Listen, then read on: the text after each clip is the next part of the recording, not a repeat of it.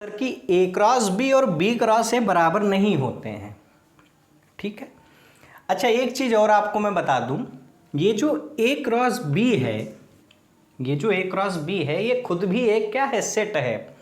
और इसके एलिमेंट्स कैसे हैं, इस ए क्रॉस बी के जो एलिमेंट्स हैं वो ऑर्डर्ड पेयर हैं।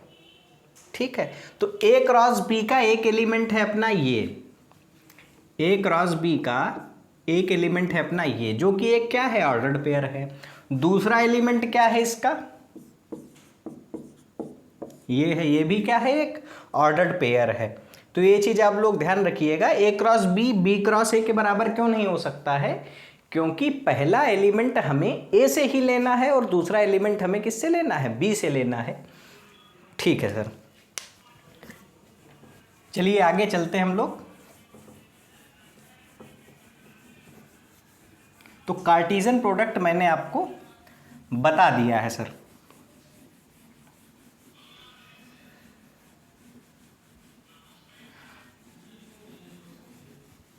अब कार्टेशियन प्रोडक्ट के बाद में, अच्छा इसकी डेफिनीशन भी आप लोग लिख लीजिए। जैसे सेट ए है, ये क्या है, एक सेट है कोई, और ये एक सेट बी है। तो जो ए क्रॉस बी की डेफिनीशन होती है सर, वो होती है ये, इसको एक तरीके से सेट बिल्डर फॉर्म में हम लोग लिख रहे हैं।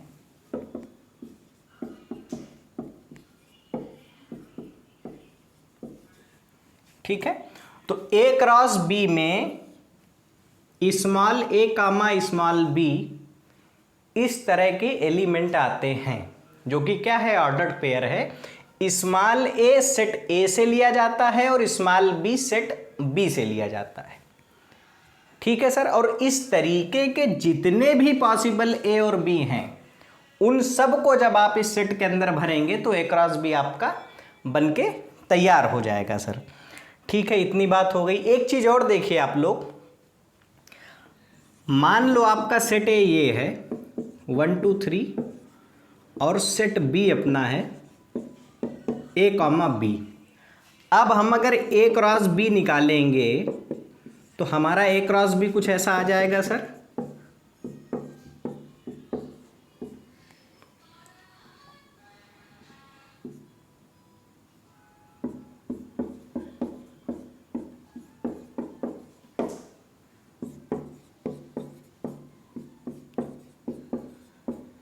ठीक है, पहला एलिमेंट सेट ए से लिया, दूसरा एलिमेंट सेट बी से लिया। तो 1 कामा ए 1 कामा बी, 2 कामा ए 2 कामा बी, ठीक है, 3 कामा ए और 3 कामा बी। अब ए के अंदर जितने भी एलिमेंट्स होते हैं उसको हम लोग कुछ ऐसे लिखते हैं सर, सेट थ्योरी में आपने पढ़ा हो। इसका मतलब होता है number of elements in set A. तो number of elements in set A कितना है सर आपका, देखिए यहां पर 1 2 3 3 एलिमेंट्स हैं सेट ए में, और number of elements in set B कितना है आपका, 2। इतनी बात। अब आप लोग एक बात बताइए, number of elements in A cross B कितना है, number of elements in A cross B कितना है। तो ए क्रॉस बी में 1 2 3 4 और 5 6। Number of elements A cross B में कितने हैं, 6 हैं। नंबर ऑफ एलिमेंट्स ए में कितने, ए क्रॉस बी में कितने हैं, 6 हैं। Number of elements in A कितने हैं, 3 हैं, 1 2 3। और number of elements in B कितने हैं, 2 हैं। समझ में आई बात कि नहीं समझ में आई। तो नंबर ऑफ एलिमेंट्स ये हो गए 6। समझ में आई बात कि नहीं समझ में आई। अच्छा, अब इसको जनरल कैसे लिखेंगे, अगर हमारा ये जो सेट ए है, इस सेट ए में नंबर ऑफ एलिमेंट्स हमारे होते m, इसमें कितने एलिमेंट्स होते m, और number of elements in b होते हमारे कितने सर, n। तो number of elements in a cross b कितने होंगे सर, m इंटू n होंगे। जैसे यहां पर 3 इंटू 2 कितना है सर, 3 इंटू 2 है हमारा 6। तो अगर A में 3 एलिमेंट्स हैं और B में 2 एलिमेंट्स हैं, तो A क्रॉस B में 3 इंटू 2 यानी कि 6 एलिमेंट होंगे। ए में अगर m एलिमेंट हैं और b में अगर n एलिमेंट्स हैं तो a क्रॉस b में हमारे m इंटू n एलिमेंट्स होंगे। ये हमारा फार्मूला है। अच्छा, ये फार्मूला आता कैसे है सर? तो इस फार्मूले को जब आप परम्यूटेशन एंड कॉम्बिनेशन पढ़ेंगे उसमें आपको अच्छे से समझाया जाएगा। यहाँ पर जो ये a है, यहाँ पर ये जो a है, इसको भरने के कितने पॉसिबल वेज हैं? तो इसको भरने के m पॉसिबल वेज हैं। और यहाँ पर जो b है, इसको भरने के कितने पॉसिबल वेज हैं? n। तो टोटल वेज हो गए कितने? m cross n। समझे कि नहीं समझे? एक एग्जांपल लेकर के मैं समझाता हूँ इसको।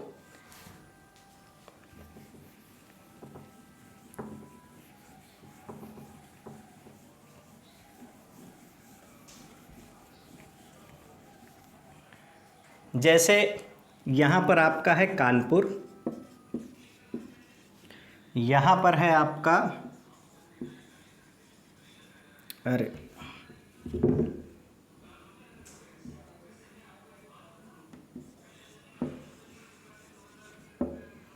और यहाँ पर है आपका मान लो जयपुर।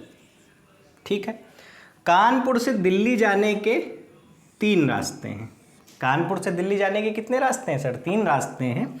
और दिल्ली से जयपुर जाने के कितने रास्ते हैं? 2 रास्ते हैं। तो टोटल कानपुर से जयपुर जाने के कितने रास्ते हैं? ये प्रश्न अगर हमारे सामने आ जाए, ठीक है, ये हमारे पास में कानपुर से दिल्ली जाने के कितने रास्ते हैं? 3 रास्ते हैं।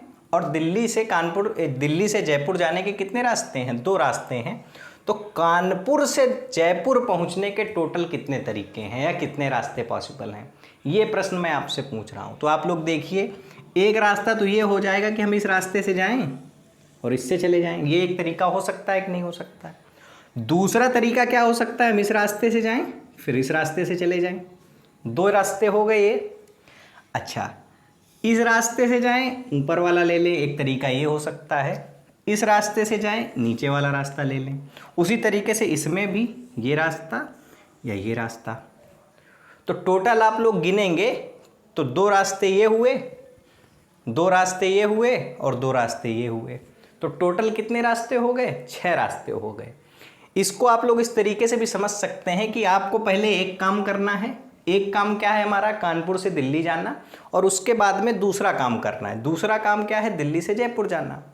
पहले काम को करने के अगर 3 तरीके हैं और दूसरे काम को करने के 2 तरीके हैं, तो टोटल पहले से डायरेक्ट तीसरे तक करने के हमारे पास में 6 तरीके आ जाते हैं। इसी को अगर आप थोड़ा सा जनरलाइज करेंगे, पहले काम को करने के अगर m तरीके हैं, कितने तरीके हैं? m तरीके हैं। और दूसरे काम को करने के अगर n तरीके हैं, तो टोटल हमारे पास में कितने तरीके आ जाएंगे? m cross n। तो यहाँ पर भी हमने वही कर दिया है। जो हमारा ये a है, स्मॉल a है, ये सेट a से आ रहा है। स्मॉल a हमारा सेट a से आ रहा है और कैपिटल A जो ये सेट है, इसके अंदर हमारे m एलिमेंट्स हैं। तो इस जगह को भरने के कितने तरीके हैं? m तरीके हैं। उसी तरीके से इस जगह को भरने के कितने तरीके हैं? n तरीके हैं। तो पहले आप इसको भरेंगे फिर आप इसको भरेंगे। तो जहां पर फिर आए वहां पर इंटू लगा देते हैं। जैसे पहले आप कानपुर से दिल्ली जाएंगे 3 तरीके, फिर आप दिल्ली से जयपुर जाएंगे 2 तरीके। टोटल कितने तरीके पॉसिबल हैं? 6 तरीके। ठीक है, तो ये परम्यूटेशन कॉम्बिनेशन में जब भी मैं पढ़ाऊंगा आपको अच्छे से और समझाऊंगा। ठीक है सर। अच्छा,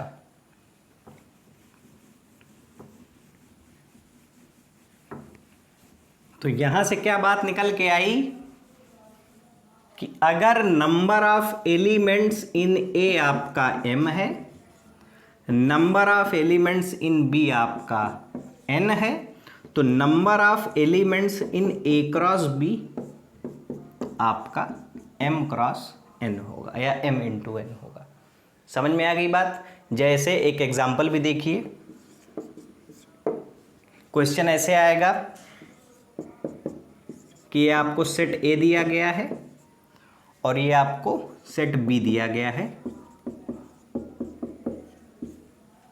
ABCD। तो number of elements in A कितने हैं? तो number of elements in A हैं 3, 1 2 3। और number of elements in B कितने हैं सर हमारे पास में? 1 2 3 4। तो number of elements in A cross B कितने होंगे हमारे पास में? 3 इंटू 4 यानी कि 12। तो आपसे कभी भी कोई कहे कि ए क्रॉस बी में नंबर ऑफ एलिमेंट्स बताओ, तो आप लोग देखिए कि ए में कितने एलिमेंट हैं, फिर देखिए बी में कितने एलिमेंट हैं और दोनों का इंटू कर दीजिए, आपका आंसर आ जाएगा। इस तरीके के क्वेश्चन आपके एक्सरसाइज में होंगे और एग्जाम्पल भी होंगे एक दो। ठीक है, एक बात हो गई, ये बात आप लोग समझ लीजिए अच्छे से। और इसको प्रूव जो किया गया है वो परम्यूटेशन एंड कॉम्बिनेशन की मदद से हम लोगों ने उस चैप्टर में ये एक फंडामेंटल मेथड आता है काउंटिंग का, उसके माध्यम से सर हमने किया है।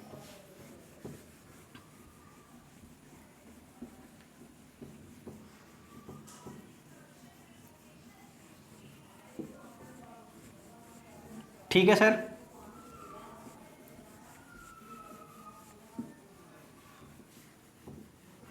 लिख लीजिए आप लोग।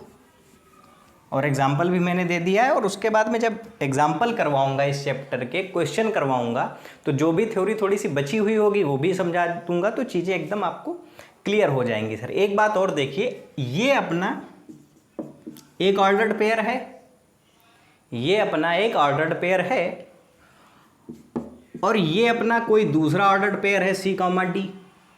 अब ये दोनों ऑर्डर्ड पेयर को हम इक्वल कब बोल सकते हैं? ए कॉमा बी को और सी कॉमा डी को हम इक्वल कब बोल सकते हैं? जब हमारा पहला एलिमेंट भी इक्वल हो और दूसरा एलिमेंट भी इक्वल हो, तभी हम इनको इक्वल बोल सकते हैं। इस क्वेश्चन पे सवाल कैसे बनेंगे? इस क्वेश्चन पर सवाल आपके ऐसे बनेंगे कि वो बोल देगा एक ऑर्डर्ड पेयर है x कामा वाई, एक ऑर्डर्ड पेयर है x कामा वाई, ये इक्वल है 3 कामा 4 के, x और y की वैल्यू बताओ। इतना सिंपल क्वेश्चन नहीं आएगा, लेकिन इसी टाइप का आएगा। तो दो ऑर्डर्ड पेयर इक्वल कब होते हैं? जब उनका पहला एलिमेंट भी इक्वल हो आपस में और उनका दूसरा एलिमेंट भी इक्वल हो। तो यानी कि x हमारा 3 के इक्वल होगा और y हमारा 4 के इक्वल हो जाएगा। एक बात ये आप लोग ध्यान रखिए, ठीक है। तो पहले सबसे मैंने क्या बताया आपको? कार्टीजन प्रोडक्ट बताया दो सेट का। कार्टीजन प्रोडक्ट कैसे लेते हैं? हम लोग ऑर्डर्ड पेयर की तरह लेते हैं। ऑर्डर्ड पेयर में पहला एलिमेंट ए का आता है, दूसरा एलिमेंट बी का आता है, और इस तरीके के जितने भी पॉसिबल पेयर बन सकते हैं वो सारे के सारे ए क्रॉस बी में आते हैं। ए क्रॉस बी के अंदर नंबर ऑफ एलिमेंट्स कितने आते हैं? तो number of elements in A देखिए, फिर number of elements in B देखिए, फिर दोनों का इंटू कर दीजिए, वो आ जाता है number of elements in A cross B. उसके बाद में दो ऑर्डर्ड पेयर इक्वल कब होते हैं? तो ये मैंने बताया, ठीक है। अच्छा, तो इतना आपका थ्योरी थी सर।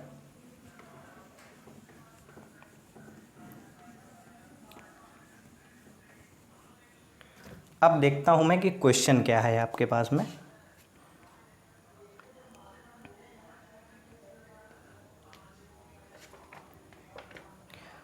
पहला क्वेश्चन वही आ गया ऑर्डर्ड पेयर वाला हमारा, example 1। Example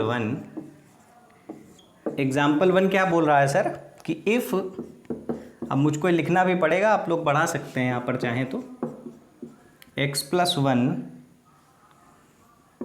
comma y minus 2 is equals to 3 comma 1, find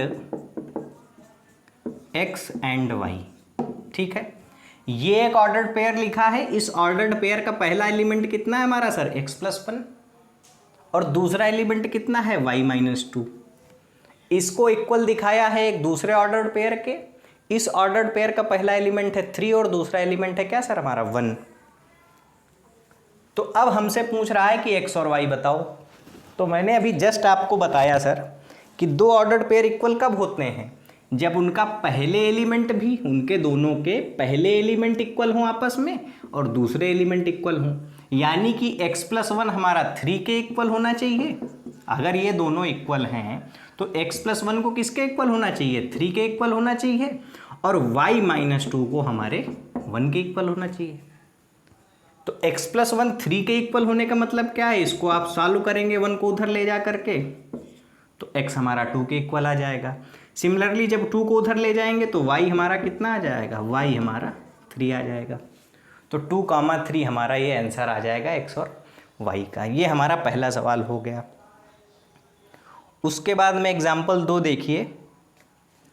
example 2 बोल रहा है सर, एग्जाम्पल 2 बोल रहा है कि if P is equals to A comma B comma C and Q is equals to R। एक हमारा सेट P है, उसके अंदर A B C 3 लोग हैं, और एक सेट Q है, उसके अंदर सिर्फ एक ही एलिमेंट है हमारा R, और हमसे पूछा जा रहा है P इंटू क्यू या P क्रॉस Q बताओ कितना होगा, और हमसे पूछा जा रहा है Q इंटू P बताओ। ये हमारा सवाल है example 2, relation and function chapter का एग्जाम्पल नंबर 2, 11th की NCERT का। ठीक है सर, देखिए जरा आप लोग। तो P क्रॉस Q जब आप निकालने जाएंगे तो P क्रॉस Q में पहले कौन है, पहले P है। P क्रॉस Q में P पहले है, तो जो ऑर्डर्ड पेयर बनेंगे उनमें P के एलिमेंट्स को हम लोग पहले लेंगे और Q के एलिमेंट्स को बाद में लेंगे। तो पहले हमने ले लिया A, P का एक एलिमेंट, और Q का एलिमेंट ले लिया R।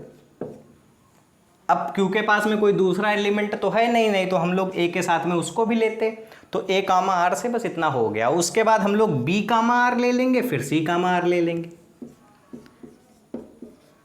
B कामा R ले लेंगे, और फिर हम लोग C कामा R ले लेंगे। तो P क्रॉस Q हमारा कुछ ऐसा आ जाएगा, A comma R, B comma R और C comma R। P cross Q में P पहले है, तो P के एलिमेंट्स यहाँ पर हमने पहले लिए हैं, और फिर Q बाद में है तो उसके एलिमेंट बाद में। ठीक है, इतनी बात। उसके बाद में जब Q क्रॉस P करोगे आप, तो Q क्रॉस P में Q के एलिमेंट्स को पहले लेंगे। तो Q का एलिमेंट कौन है, पहले R है, तो R comma A, R comma B, R comma C, ये 3 आ जाएंगे हमारे पास में।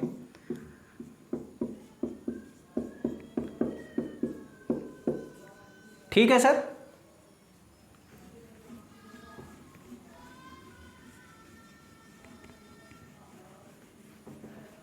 समझ में आई बात सर कि नहीं समझ में आई? तो ऐसा कुछ हो जाएगा। अगला एग्जाम्पल है एग्जाम्पल 3। एग्जाम्पल 3 ये नोट कर लीजिए आप लोग, रोक करके भी नोट कर सकते हैं।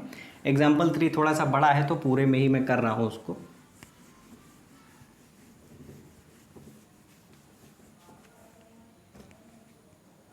या ऐसा करता हूं मैं एग्जाम्पल 3 से अगले ही वीडियो में कंटिन्यू करता हूं, नहीं तो वीडियो ज़्यादा लंबी भी हो सकती है सर।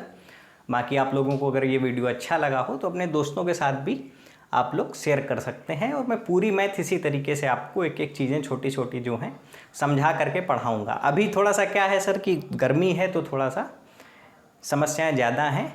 धीरे धीरे आप लोगों को और भी अच्छे वीडियोस इस चैनल पर देखने के लिए मिलेंगे। आप लोग जुड़े रहिए मेरे साथ में और शेयर भी कर दीजिए दोस्तों के साथ।